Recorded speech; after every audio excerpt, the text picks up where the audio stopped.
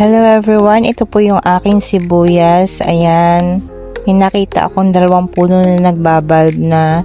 So, nag-experiment po ako kasi hindi nga ako marunong magtanim. So, ayan, may kaunting bulb na siya. So, it's my first time po kasi yung mga nauna ko pong trial ay nagpalpak, mga natunaw, mga nabulok. Hindi ko maintindihan kung paano ba mag-alaga talaga ng sibuyas. So, ito, ayan, nagbabalb na siya. Naku po, ay parang ang watering lang pala ang pagkakamali ko sa nauna.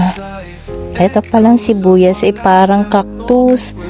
So, hindi mo siya kailangang i-overwater para makita mo na nagbabalb siya.